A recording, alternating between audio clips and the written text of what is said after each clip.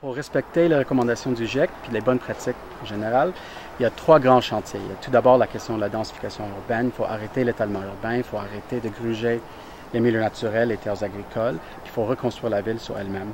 Deuxièmement, la question de la mobilité durable. Au Québec, la première source des gaz à effet de serre, c'est le transport, surtout le transport routier. Donc, il faut améliorer les alternatives, avoir plus de transports en commun, faire en sorte que c'est plus confortable, plus sécuritaire de se déplacer à pied, à vélo. Et troisièmement, il y a toute la question de l'adaptation. On a beaucoup d'aléas, de risques en lien avec les changements climatiques, surtout l'eau, les inondations au printemps, les inondations l'été, avec les pluies diluviennes. Donc, il faut identifier, il faut vraiment faire la liste des risques en lien avec le climat, puis apporter des solutions en termes de la planification, les infrastructures, puis la réglementation et l'urbanisme.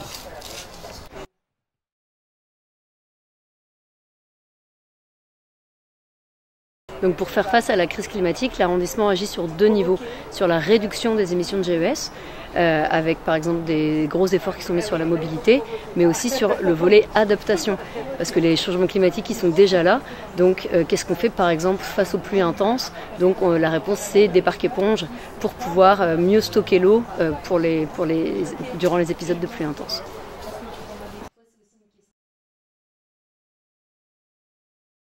Donc aujourd'hui, on va parler de l'adaptation au changement climatique. Aujourd'hui, l'objet de l'intervention du MAC est d'inciter les gens à agir. Donc c'est vraiment de se rendre compte qu'il n'y a pas une dimension seulement individuelle à l'action environnementale, mais qu'il y a une dimension collective et que l'important c'est de se regrouper pour agir, pour faire avancer la cause environnementale.